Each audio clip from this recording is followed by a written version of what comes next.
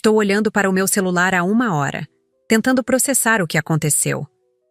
Meus dedos ainda tremem enquanto digito isso, mas preciso desabafar em algum lugar, mesmo que seja para estranhos na internet. Era aniversário da minha mãe e, como a filha obediente que sempre fui, apareci na casa deles com minha filha Lara, de 8 anos, carregando um bolo caseiro e presentes que tínhamos escolhido cuidadosamente juntas. Lara estava tão animada para dar à avó as meias floridas que comprou com o próprio dinheiro da mesada. Ela passou a semana toda falando sobre isso, ensaiando o que diria quando a vovó abrisse seu presente. Meu coração estava acelerado durante todo o caminho, como se já pressentisse o que estava por vir. Não era a primeira vez que algo assim acontecia, mas eu continuava tentando, esperando que um dia as coisas mudassem. Quando chegamos à casa, imediatamente notei que algo estava estranho. Havia vários carros na garagem que eu reconheci. O SUV da minha irmã, a caminhonete do meu tio, o híbrido do meu primo. Estranho, já que minha mãe tinha me dito que eles estavam apenas tendo um jantar tranquilo, quando liguei ontem para confirmar nossa visita. Segurei a mão de Lara um pouco mais forte enquanto caminhávamos até a porta, tentando controlar a sensação de desconforto que crescia dentro de mim. Quando chegamos à porta, pude ouvir risadas e música vindo de dentro. Toquei a campainha 2 vezes antes do meu pai finalmente atender, parecendo ter visto um fantasma. Atrás dele pude ver decorações, balões e uma mesa cheia de comida parcialmente consumida. A celebração claramente estava a todo vapor.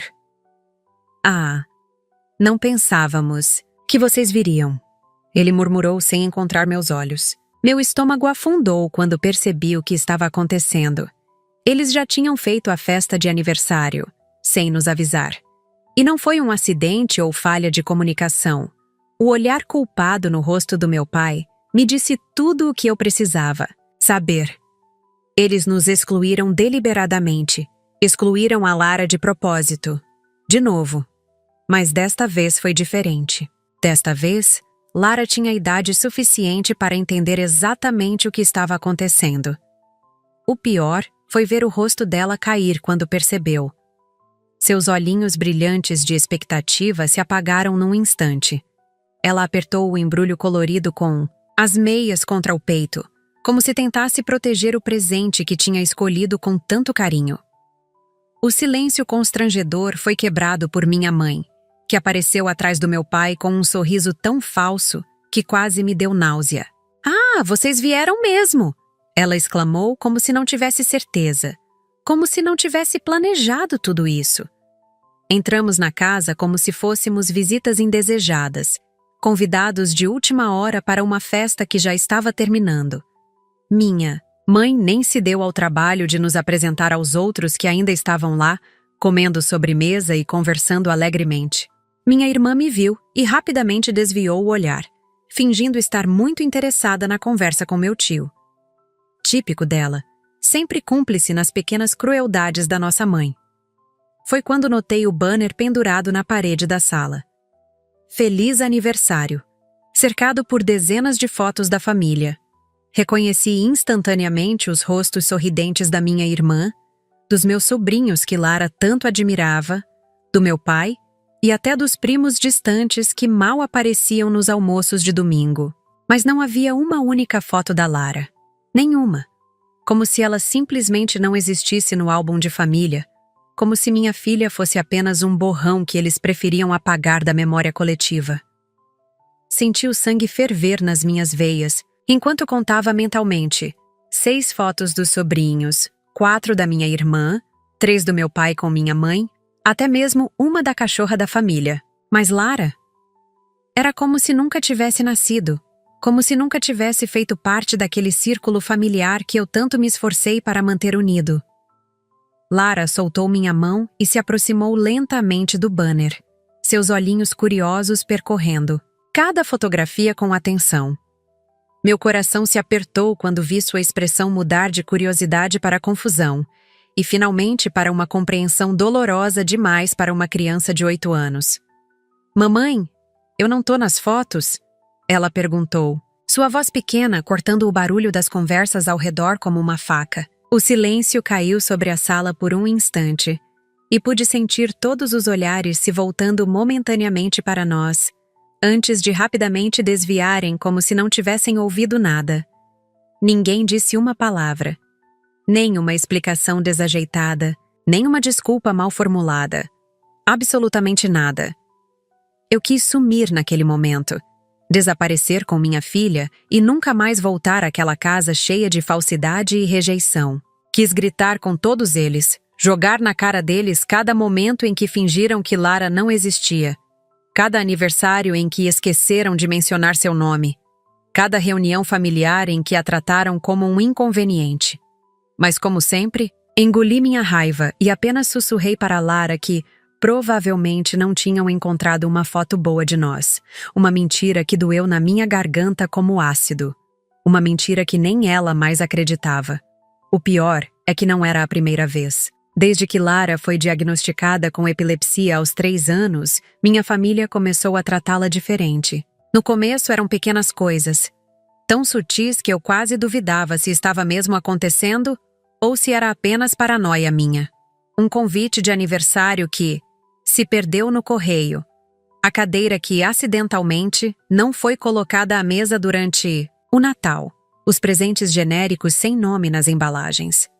Com o tempo, a rejeição foi ficando mais evidente, mais descarada, como se eles nem se preocupassem mais em disfarçar. Lara tem crises severas desde o diagnóstico inicial, toma medicamentos, fortes que às vezes a deixam sonolenta ou um pouco confusa. Ela precisa de cuidados constantes, de atenção, de pessoas que entendam sua condição e saibam como agir quando uma crise acontece. É difícil, não vou mentir. Há dias em que mal consigo respirar de tanto medo, de tanta preocupação. Mas Lara é a criança mais doce, mais inteligente e mais corajosa que já conheci. Ela enfrenta tudo com um sorriso no rosto, mesmo quando percebe os olhares de pena ou de medo que recebe dos outros. O problema nunca foi a Lara, mas sim as pessoas ao redor que não conseguem ver além da condição médica. Minha mãe é a pior de todos.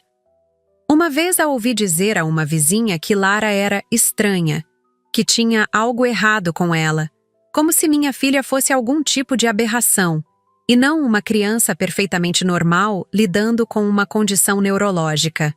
Houve até aquela vez, logo após o diagnóstico, em que minha mãe me ligou para perguntar, com toda a seriedade do mundo, se epilepsia era contagiosa e se os outros netos poderiam pegar se brincassem muito com Lara. Tentei explicar, enviei artigos, sugeri grupos de apoio para avós de crianças com epilepsia. Tudo em vão. Nunca fizeram o menor esforço para entender, para aceitar, para amar Lara como ela merece ser amada. Em vez disso, optaram pelo caminho mais fácil: fingir que ela não existe, excluí-la sistematicamente de todos os momentos familiares importantes, tratá-la como um erro que eu cometi, e não como a pessoa maravilhosa que ela é. Já perdi a conta das vezes em que saímos de eventos familiares com Lara em lágrimas, confusa sobre por que a vovó mal falou com ela ou por que os primos não a convidaram para brincar. E eu, como a idiota que sempre fui, continuava voltando, continuava tentando, continuava esperando que um dia eles a aceitassem. O mais irônico de tudo isso é que, enquanto eles rejeitavam minha filha por um lado, por outro esticavam a mão para pedir minha ajuda financeira sem o menor constrangimento. Desde que meu pai perdeu o emprego, sou eu quem paga o financiamento da casa deles. Todo mês, religiosamente, transfiro o valor da parcela para evitar que percam o imóvel. Nunca atrasei um pagamento sequer, mesmo nos meses em que precisei apertar meu próprio orçamento para conseguir cobrir todas as despesas. Já são mais de 4 anos assim. Mais de R$80 mil em parcelas que saíram da minha conta para manter um teto sobre a cabeça de pessoas que não conseguem tratar minha filha com o mínimo de dignidade. E o pior é que nunca reclamei disso. Aceitei como se fosse minha obrigação, meu papel como filha. Como minha mãe gosta de dizer quando quer me fazer sentir culpada por qualquer coisa. Aguentei calada as indiretas da minha irmã sobre como eu tenho sorte de ganhar bem, enquanto ela nunca ofereceu um centavo para ajudar nossos pais, mesmo tendo condições para isso. Suportei os comentários do meu pai sobre como eu devo isso a eles por terem me criado, como se existisse uma dívida a ser paga pelo simples fato de terem cumprido sua obrigação como pais. O pior é que, mesmo pagando as contas deles, nunca recebi um mínimo de consideração quando se trata da Lara. Continuaram a excluí-la, a ignorá-la, a tratá-la como um fardo que eles são obrigados a tolerar ocasionalmente. Nas raras vezes em que mencionei o assunto, recebi de volta acusações de que eu era muito sensível, que estava exagerando ou que Lara precisava aprender a lidar com as diferenças. Como se o problema fosse dela. Como se uma criança de 8 anos tivesse que desenvolver uma couraça emocional para aguentar o desprezo da própria família. Eu engolia tudo isso e continuava transferindo o dinheiro todo mês, continuava aparecendo nos aniversários com presentes caros, continuava fingindo que éramos uma família normal e amorosa. Mas hoje algo mudou. Hoje, vendo o olhar magoado da minha filha diante daquele mural de fotos do qual ela foi deliberadamente excluída, algo dentro de mim se quebrou de forma irreparável. Hoje percebi que não existe mais volta, que não há mais como ignorar a crueldade silenciosa que vem acontecendo há anos. Hoje entendi que preciso fazer uma escolha definitiva entre ser uma boa filha para meus pais ou ser uma boa mãe para minha filha. E pela primeira vez na vida, não tenho mais dúvidas sobre qual caminho seguir. Ficamos na sala por cerca de 10 minutos, embora parecesse uma eternidade. 10 minutos de tortura pura, com Lara sentada quietinha ao meu lado no sofá, agarrada ao presente que ninguém se interessou em abrir. Ninguém falou diretamente com ela, nem uma palavra sequer. Nem mesmo um oi forçado ou um como vai à escola? Era como se ela fosse invisível, um fantasma que apenas eu podia ver. Minha mãe passou por nós várias vezes, servindo mais bebida ou levando pratinhos para a cozinha, sempre com aquele sorriso falso no rosto, sempre evitando olhar diretamente para Lara. Minha irmã manteve distância, ocupada em garantir que seus filhos, os netos perfeitos e saudáveis, estivessem sendo suficientemente admirados por todos. Os sobrinhos corriam pela casa, gritando e brincando como crianças normais fazem, passando por Lara como se ela fosse parte da mobília. Vi o olhar dela acompanhando os primos, aquele desejo silencioso de ser incluída, de ser apenas mais uma criança na festa. Em um momento, ela até ensaiou se levantar, talvez pensando em se juntar aos outros, mas pareceu mudar de ideia no último instante, provavelmente lembrando das outras vezes em que tentou e foi ignorada ou, pior, afastada, com alguma desculpa esfarrapada. O ponto mais baixo daquela visita aconteceu quando meu pai entrou na sala com uma bandeja de refrigerantes. Ele distribuiu os copos para todos, deliberadamente pulando nossa mesa. Quando finalmente se virou na nossa direção, não foi para oferecer bebida, mas para dar um aviso. Não encosta nos fios, tá? Ele disse para Lara, apontando para os cabos do som que passavam perto do nosso sofá. Como se minha filha fosse uma bomba relógio prestes a explodir, como se fosse um problema ambulante que precisava ser contido. O tom dele era o mesmo que alguém usaria para falar com um cachorro particularmente desobediente ou uma criança muito pequena e inconveniente. Lara apenas assentiu, os olhos fixos no chão, as mãozinhas apertando ainda mais o embrulho do presente. No colo, ela ouviu. Eu vi o impacto daquelas palavras no seu rostinho. Vi como seus ombros caíram um pouco mais, como ela se encolheu um pouco mais no sofá, tentando ocupar menos espaço, ser menos notada, menos problemática. Foi naquele momento que decidi que tínhamos ficado tempo suficiente, que não havia mais razão para prolongar aquele sofrimento. Levantei, peguei a mão de Lara e murmurei alguma desculpa sobre ter outro compromisso. Ninguém insistiu para que ficássemos, claro. Na verdade, quase pude sentir o alívio coletivo quando anunciamos que estávamos de saída. No caminho para o carro, Lara estava anormalmente silenciosa, Geralmente ela fala pelos cotovelos, contando histórias, fazendo perguntas, observando tudo ao redor com aquela curiosidade infinita que as crianças têm. Mas desta vez, apenas caminhava, ao meu lado, os olhos fixos nos próprios pés, ainda segurando aquele maldito presente que ninguém quis abrir. Dentro do carro, ajustei o espelho retrovisor e vi seu reflexo no banco de trás. Pequena, frágil, perdida em pensamentos pesados demais para alguém da sua idade. Quando já estávamos a algumas quadras de distância, ela finalmente quebrou o silêncio com a pergunta que eu mais temia ouvir. A pergunta para a qual eu não tinha uma resposta adequada. Pelo menos não uma que não machucasse ainda mais.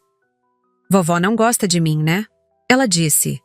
Não como uma acusação, mas como alguém que finalmente reconhece uma verdade dolorosa que sempre esteve ali. Não havia lágrimas em seus olhos, apenas uma aceitação resignada que partiu meu coração em 1000 pedaços.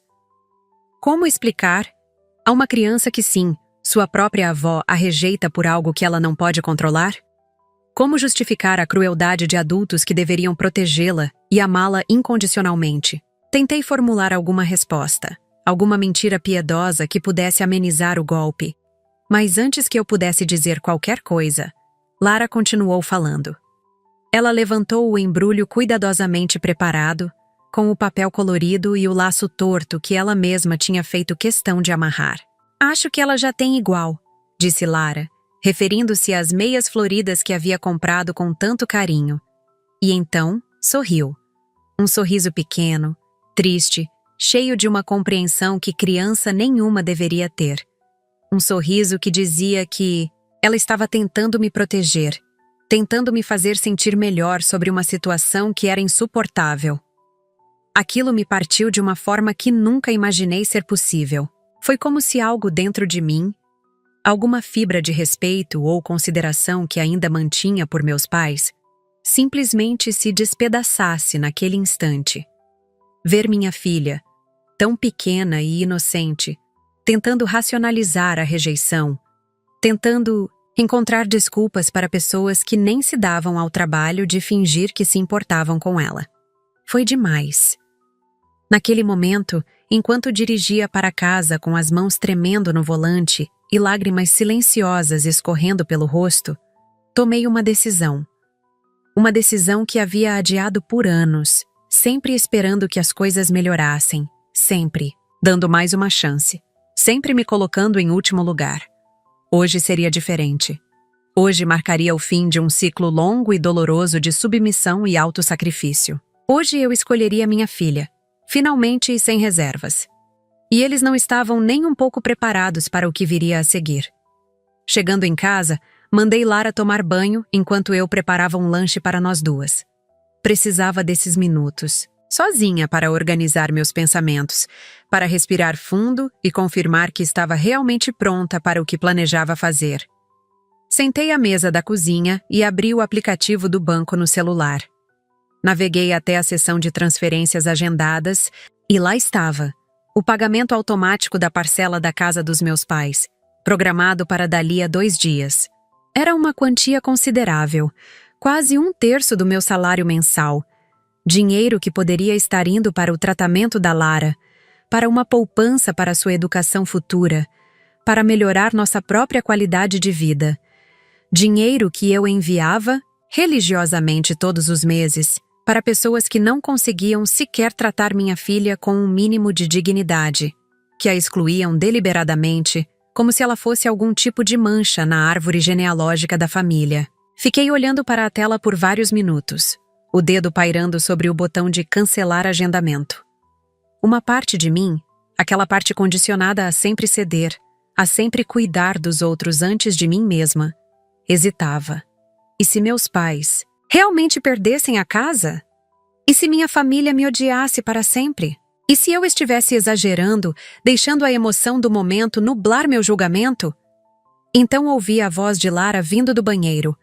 Ela cantarolava baixinho enquanto se banhava, uma melodia simples e infantil.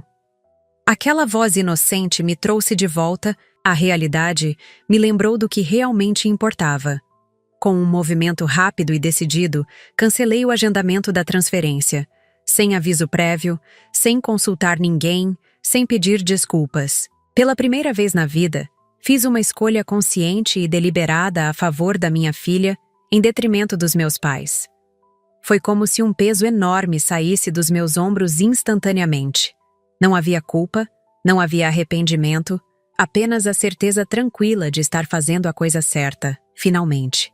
Aquele dinheiro agora iria para onde deveria ter ido desde o início, para cuidar da pessoa que realmente dependia de mim, que realmente merecia meu amor e minha proteção incondicional.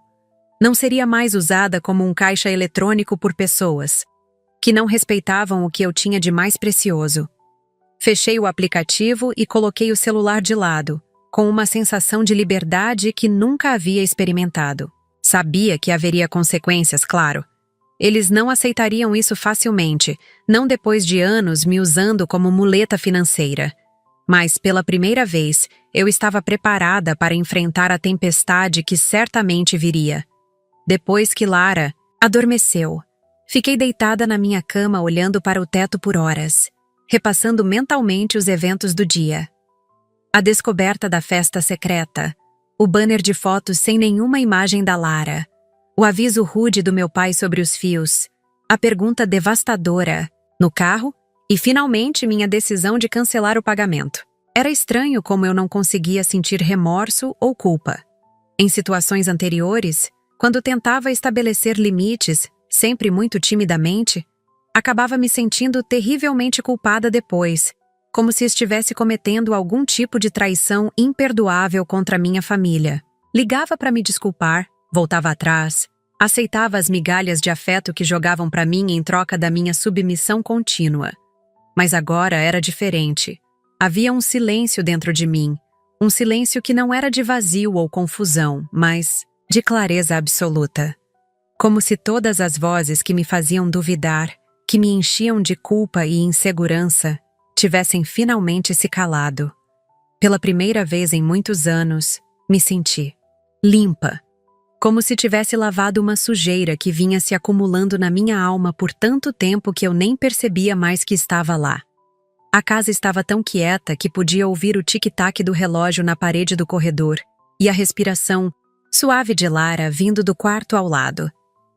Esse silêncio pacífico, no entanto, contrastava com a certeza crescente de que a tempestade estava a caminho. Conhecia bem o modus operandi da minha família para saber que eles não deixariam isso passar. Em branco, uma parte de mim esperava os telefonemas raivosos, as mensagens manipuladoras, talvez até uma visita surpresa. Não por preocupação comigo ou com Lara, claro, mas pelo dinheiro que não viria mais. Sabia que o inferno iria desabar sobre minha cabeça assim que percebessem o que eu tinha feito. Mas mesmo essa certeza não conseguia abalar minha tranquilidade recém-descoberta. Era como se eu estivesse fortalecida por dentro, protegida por uma convicção que nunca tinha sentido antes. Estava pronta para defender minha decisão, para defender minha filha contra tudo e todos. Nada mais de meias palavras, de engolir insultos disfarçados, de aceitar migalhas. Eu havia finalmente me encontrado como mãe, como mulher, como pessoa digna de respeito. E nada do que eles dissessem ou fizessem poderia me fazer voltar para aquele lugar escuro de autonegação. No entanto, o que eu não esperava era que a reação viesse tão rápido e de forma tão explosiva. O telefone tocou pouco depois das 10 da noite. Era minha irmã. Respirei fundo antes de atender, me preparando para o que estava por vir. Alô? Disse, mantendo a voz baixa para não acordar Lara. Do outro lado da linha, minha irmã não perdeu tempo com amenidades. Você surtou? Ela disparou, sua voz uma mistura de raiva e incredulidade. O pai tá aqui desesperado. O banco acabou de mandar mensagem avisando do cancelamento da transferência. Como você faz isso sem avisar ninguém? Havia um tom acusatório em sua voz, como se eu tivesse cometido algum crime hediondo, como se tivesse traído um pacto sagrado. Como sempre, Ela estava tomando partido dos nossos pais sem nem considerar meu lado da história. Típico. A mesma irmã que nunca contribuiu com 1 centavo para ajudar a família, mas que era rápida em me julgar quando eu finalmente disse basta. A mesma irmã que ficava em silêncio quando meus pais maltratavam Lara, que participava ativamente da exclusão da minha filha, que provavelmente ajudou a organizar aquela festa surpresa da qual fomos deliberadamente excluídas. Por anos, engoli minha raiva.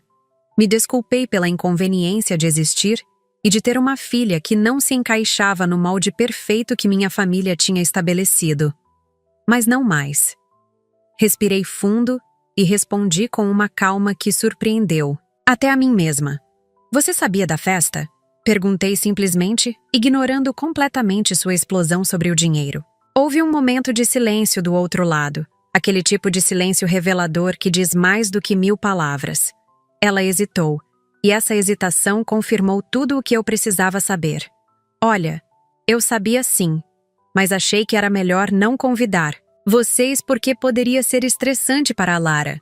Ela finalmente respondeu, sua voz agora mais controlada, como se estivesse tentando soar razoável e preocupada. Era a desculpa padrão que minha família sempre usava. Fazemos isso pelo bem da Lara, para protegê-la, para não estressá-la. Como se excluí-la sistematicamente de todos os eventos familiares fosse algum tipo de favor que estavam fazendo a ela. Como se o problema fosse a Lara, e não a incapacidade deles de aceitar uma criança que não se encaixava perfeitamente nas suas expectativas superficiais. Estressante para quem? Para ela ou para vocês? Questionei, deixando transparecer toda a amargura que vinha acumulando ao longo dos anos. Não estava mais disposta a aceitar aquelas desculpas esfarrapadas, aquelas justificativas que só serviam para mascarar o preconceito e a insensibilidade. Minha pergunta atingiu o alvo, porque minha irmã ficou em silêncio por alguns instantes. E então, sem responder, ela simplesmente desligou na minha cara. Nenhuma explicação, nenhuma tentativa de diálogo. Apenas fuga, como sempre faziam quando confrontados com a verdade incômoda de suas próprias ações.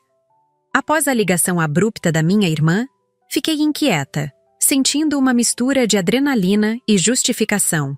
Sabia que aquela conversa era apenas o começo, que a verdadeira tempestade ainda estava por vir. Para tentar me acalmar, peguei o celular e comecei a navegar pelas redes sociais, um hábito quase automático quando estou ansiosa. Foi quando vi a notificação do WhatsApp. Várias mensagens novas no grupo Família. Hesitei por um momento antes de abrir. Aquele grupo era um símbolo de tudo o que estava errado na nossa dinâmica familiar. Um espaço onde todos fingiam que éramos unidos e felizes, onde postavam fotos sorridentes de reuniões das quais Lara e eu frequentemente éramos excluídas, ou nas quais éramos apenas presenças toleradas, nunca realmente bem-vindas. Respirei fundo e abri o grupo. Minha mãe havia postado 23 fotos da festa de aniversário.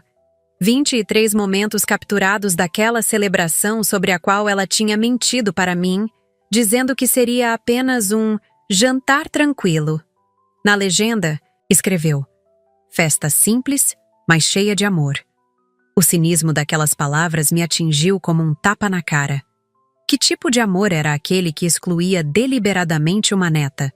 Que tipo de amor se baseava em mentiras e exclusão? Continuei rolando a tela, vendo os comentários entusiasmados dos parentes. Família linda, escreveu uma tia. Deus abençoe, comentou outra. Ninguém parecia notar, ou se importar, com a ausência gritante de 2 pessoas daquela família linda. O mais doloroso foi percorrer todas aquelas 23 imagens e constatar que Lara não aparecia em nenhuma. Nem mesmo ao fundo, nem mesmo por acidente.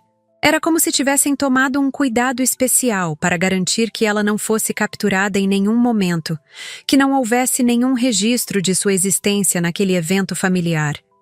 Em algumas fotos, dava para ver espaços vazios ao redor da mesa, cadeiras não ocupadas onde poderíamos ter estado. Em outras, via-se minha mãe abrindo presentes com expressão de alegria. mas não o presente que Lara havia comprado com tanto carinho, que ela segurou no colo durante toda aquela visita constrangedora, esperando por um momento que nunca chegou. Ver aquelas imagens, aquela celebração da qual fomos tão meticulosamente excluídas, foi a confirmação final de que não havia mais volta. Não era apenas um mal-entendido, não era apenas insensibilidade momentânea. Era um padrão deliberado e cruel de exclusão que tinha se perpetuado por anos e que, se eu não fizesse algo, continuaria acontecendo, ferindo minha filha cada vez mais profundamente à medida que ela crescesse e entendesse melhor o que estava acontecendo. Meus dedos tremiam sobre a tela do celular enquanto eu encarava aquelas fotos, sentindo uma mistura de tristeza e raiva crescer dentro de mim. Aquela seria a última vez que permitiria que Lara fosse tratada assim. A última vez que fingiria não notar a crueldade velada da minha própria família. A última vez que me calaria para manter uma paz superficial que só beneficiava a quem me machucava. Continuei olhando para aquelas fotos por mais alguns minutos, deixando que cada imagem alimentasse minha resolução. Foi como se cada sorriso, congelado, cada abraço capturado do qual fomos excluídas, cada momento de celebração do qual participamos apenas como fantasmas invisíveis, fortalecesse minha determinação. Não era apenas raiva o que eu sentia, embora houvesse muita raiva também, mas uma certeza cristalina de que estava na hora de colocar um ponto final naquela situação. Digitei lentamente, escolhendo cada palavra com cuidado, sem me permitir ser levada pela emoção do momento, embora meus dedos ainda tremessem ligeiramente sobre a tela. Obrigada por mostrarem quem realmente é família para vocês. A conta vocês que lutem agora. E minha filha nunca mais vai ser humilhada por nenhum de vocês. Reli a mensagem várias vezes antes de enviar. Era direta, inconfundível em seu significado, sem margem para interpretações convenientes ou distorções. Não havia xingamentos, não havia ameaças explícitas, apenas a constatação de uma verdade que todos nós já sabíamos, mas que eu, por tanto tempo, me recusei a aceitar completamente. Pressionei enviar. E imediatamente depois, antes que pudesse ver qualquer reação ou resposta, saí do grupo. O coração batia forte na minha garganta, uma mistura de nervosismo e alívio me invadindo ao mesmo tempo. Coloquei o celular de lado e fui até o quarto de Lara. Ela dormia profundamente, a expressão serena, sem nenhum traço da mágoa que havia presenciado mais cedo naquele dia. Observei sua respiração tranquila por alguns instantes, maravilhada com sua capacidade de encontrar paz mesmo em meio a tantas rejeições. Por quantas vezes eu tinha colocado as necessidades e expectativas da minha família acima do bem-estar da minha própria filha? Por quantos anos permiti que ela fosse tratada como menos importante, menos digna de amor e atenção? A culpa por ter demorado tanto para tomar uma atitude definitiva pesava em meus ombros, mas tentei afastá-la. O que importava era que finalmente havia tomado a decisão certa, ainda que tardia. Voltei para meu quarto e me deitei, sabendo que o celular logo começaria a explodir com chamadas e mensagens indignadas. Não me importava. Pela primeira vez em muito tempo, me sentia em paz com minhas escolhas, alinhada com meus valores mais profundos como mãe. O que quer que viesse a seguir, e eu sabia que não seria fácil, eu estaria pronta para enfrentar. Porque agora, finalmente, tinha clareza sobre o que realmente importava. Proteger Lara, garantir que ela crescesse se sentindo amada e valorizada, mesmo que isso significasse romper laços com pessoas que eu, por tanto tempo, tentei desesperadamente agradar. Não demorou muito para que as reações começassem a chegar. Primeiro, uma enxurrada de mensagens privadas da minha irmã, alternando entre acusações de ingratidão e apelos emocionais sobre como eu estaria destruindo a família. Depois, mensagens da minha mãe, mais contidas, mas igualmente manipuladoras, insinuando que eu estaria tendo algum tipo de surto emocional e que deveria pensar melhor antes de tomar decisões precipitadas. Respondi a nenhuma delas. Não havia mais nada a ser dito. Nada que pudesse ser resolvido com mais palavras vazias, ou promessas que nunca seriam cumpridas. Anos de conversas esclarecedoras e tentativas de reconciliação não haviam mudado nada. Pelo contrário, a situação só piorou com o tempo, com a rejeição a Lara se tornando cada vez mais explícita, cada vez menos disfarçada. Eles tiveram inúmeras chances de agir diferente, de tratar minha filha com o respeito e o amor que ela merecia. Escolheram não fazê-lo. Agora teriam que lidar com as consequências dessa escolha. Coloquei o celular no modo silencioso e tentei dormir, sabendo que o dia seguinte seria ainda mais tempestuoso. E foi. Acordei com 17 chamadas, perdidas e mais de 30 mensagens não lidas. Ignorei todas. Preparei o café da manhã para Lara como em qualquer dia normal. Ajudei-a a se vestir para a escola e a levei como sempre fazia. Não queria que ela percebesse que algo estava errado. Não queria sobrecarregá-la com o peso daquele conflito familiar que, no fundo, existia justamente por causa da incapacidade dos meus pais de aceitá-la como era. Na volta da escola, finalmente decidi verificar as mensagens. A maioria era do mesmo teor das anteriores: culpa, manipulação, ameaças veladas. Mas havia uma que me chamou a atenção. Meu pai finalmente tinha entrado na conversa. Ao contrário da explosão emocional da minha irmã ou das insinuações manipuladoras da minha mãe, sua mensagem era direta e prática, revelando o que realmente importava para eles nessa história toda. Você não pode fazer isso. A casa ainda está no seu nome. Vai todo mundo se prejudicar. Foi só isso. Nem como você está? E nenhum vamos conversar sobre o que aconteceu. Nem mesmo uma tentativa de negar o tratamento que davam a Lara. Apenas a preocupação com o dinheiro, com a casa, com as consequências materiais da minha decisão. Aquela mensagem confirmou tudo o que eu já suspeitava. Para eles, eu não era uma filha ou uma pessoa com sentimentos legítimos. Era apenas um meio para um fim, um caixa eletrônico ambulante que garantia que continuassem vivendo confortavelmente enquanto tratavam minha filha como um inconveniente a ser tolerado. Fiquei olhando para aquela mensagem por vários minutos, absorvendo o peso da verdade que ela carregava. Finalmente, decidi que merecia ao menos uma resposta. Digitei simplesmente: problema de vocês. E enviei 3 palavras que encerravam: anos de submissão, de aceitação silenciosa, de sacrifícios não reconhecidos e muito menos valorizados. 3 palavras que declaravam minha independência emocional daquelas pessoas que, apesar dos laços de sangue, nunca realmente se comportaram como família para mim ou para a Lara. O telefone tocou quase imediatamente após eu enviar a mensagem. Era meu pai. Hesitei por um momento antes de atender, me preparando mentalmente para a conversa difícil que certamente viria. Alô? Respondi, tentando manter a voz firme apesar do turbilhão de emoções que sentia. Você não pode estar. Falando sério, ele começou, sua voz dura e autoritária. Aquele mesmo tom que ele usava quando eu era criança e ousava questionar suas decisões. Sabe quantas parcelas ainda faltam pagar? Sabe o que acontece se a gente atrasar? O banco vai tomar a casa. Havia uma nota de desespero por trás da raiva em sua voz, e por um breve momento, senti aquela pontada familiar de culpa começar a se formar.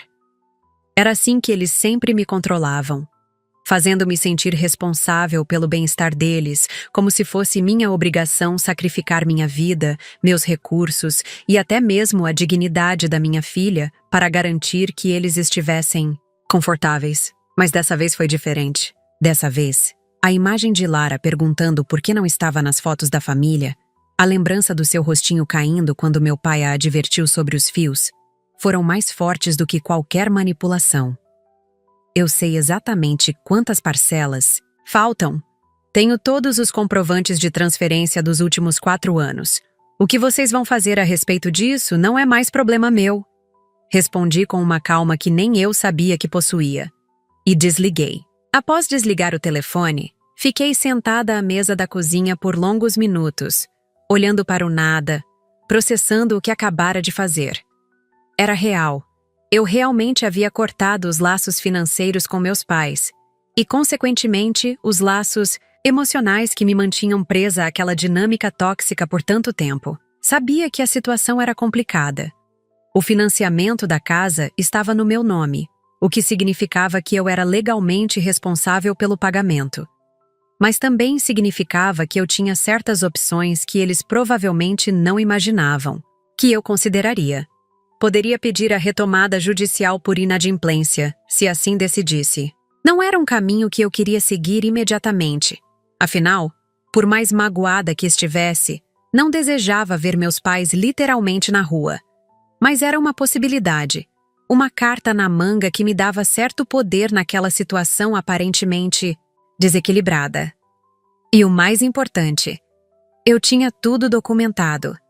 Cada transferência bancária dos últimos 4 anos, cada mensagem implorando por mais dinheiro, cada conversa sobre como o financiamento era uma responsabilidade compartilhada da família, embora apenas eu arcasse com os custos. Guardei meticulosamente cada comprovante, cada evidência, talvez inconscientemente sabendo que um dia precisaria de provas concretas da minha contribuição. A dinâmica havia mudado completamente. Por anos, fui a filha obediente que aceitava o papel de provedora sem receber nada em troca além de críticas e exclusão. Agora, era apenas a credora, a pessoa cujo nome estava no contrato, a detentora do poder de decisão sobre um aspecto crucial da vida deles. Não era uma posição confortável. Nunca quis ter esse tipo de controle sobre ninguém, muito menos sobre meus próprios pais. Mas também não podia mais continuar financiando pessoas que tratavam minha filha como um erro, uma inconveniência, uma mancha na imagem perfeita de família que tanto se esforçavam para manter. Se eles me viam apenas como um recurso financeiro, então era assim que eu agiria. Friamente, calculadamente, considerando apenas meus próprios interesses e os da Lara. Se para eles os laços familiares se resumiam a transações financeiras e aparências sociais, então eu jogaria segundo essas regras. Não mais me deixaria consumir pela culpa ou pelo desejo desesperado de aprovação. Não mais aceitaria migalhas de afeto em troca de sacrifícios enormes. Não mais permitiria que Lara crescesse vendo sua mãe ser explorada e humilhada por pessoas que deveriam amá-la e respeitá-la. A mudança era assustadora, mas também libertadora. Pela primeira vez em muitos anos, sentia que tinha controle sobre minha própria vida, sobre minhas próprias escolhas. O silêncio durou menos de 1 hora.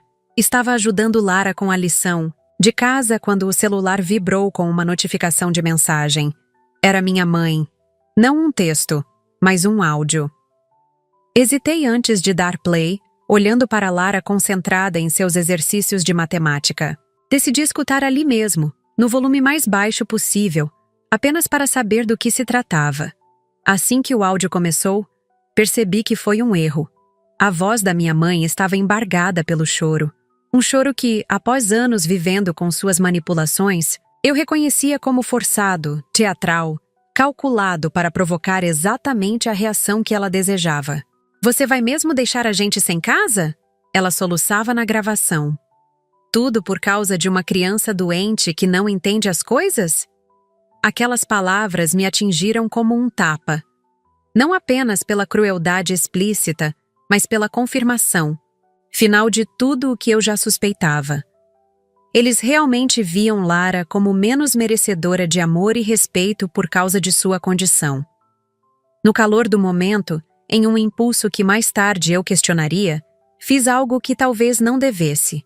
Reproduzi o áudio no viva voz, aumentando o volume. Foi instintivo, como se alguma parte de mim precisasse que outra pessoa testemunhasse a crueldade que eu vinha suportando sozinha por tantos anos. Lara levantou os olhos do caderno, seu lápis parando no meio de uma equação. Seu rostinho se contraiu em confusão enquanto ela ouvia a voz da avó. Aquela mesma avó que mal falava com ela, que a excluía de fotos e celebrações, chamando-a de criança doente que não entende as coisas. Vi seus olhos se encherem de lágrimas, mas não eram lágrimas de tristeza ou mágoa como eu esperava. Eram lágrimas de uma compreensão dolorosa demais para seus 8 anos.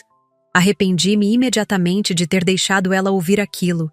Quis protegê-la, da verdade, preservar pelo menos a ilusão de que sua avó a amava do seu jeito distante e estranho. Mas era tarde demais. O áudio continuou, com minha mãe detalhando todas as dificuldades que enfrentariam se perdessem a casa, como eu estava sendo cruel e ingrata depois de tudo o que eles fizeram por mim, como eu estava colocando uma criança problemática acima da própria família. Cada palavra era como uma faca, expondo em detalhes cruéis o que eles realmente pensavam sobre Lara, sobre mim, sobre nossa relação. Quando o áudio finalmente terminou, houve um momento de silêncio absoluto na cozinha. Lara me encarava com seus grandes olhos castanhos, agora transbordando de lágrimas silenciosas.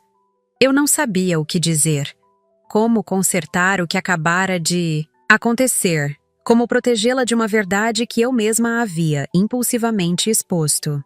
Tá tudo bem, mamãe. Lara finalmente quebrou o silêncio, sua voz pequena, mas surpreendentemente firme. A gente pode fazer outra família. Aquelas palavras simples, ditas com tanta sinceridade e sabedoria por uma criança de apenas 8 anos, me atingiram com uma força avassaladora. Deixei as lágrimas que estava segurando escorrerem livremente pelo meu rosto enquanto me aproximava dela e a abraçava com toda a força que tinha, como se pudesse protegê-la retroativamente de todos os anos de rejeição e humilhações sutis. Me desculpa, sussurrei em seu cabelo, sem saber exatamente pelo que estava me desculpando. Se por ter deixado ela ouvir o áudio cruel, se por ter permitido que a situação chegasse àquele ponto, se por todos os anos em que priorizar meus pais significou, de certa forma, negligenciar suas necessidades emocionais. Lara se afastou um pouco, apenas o suficiente para olhar em meus olhos, e sorriu através das lágrimas. Não precisa pedir desculpa. Eu já sabia que a vovó não gosta de mim. E tá tudo bem porque você gosta, e isso é o que importa. A maturidade daquela resposta me deixou sem palavras. Como uma criança tão pequena, que já enfrentava tantos desafios por causa de sua condição médica, podia ter tanta clareza emocional, tanta capacidade de perdoar e seguir em frente? Naquele momento, abracando minha filha na cozinha de nossa pequena casa, senti algo mudar profundamente dentro de mim.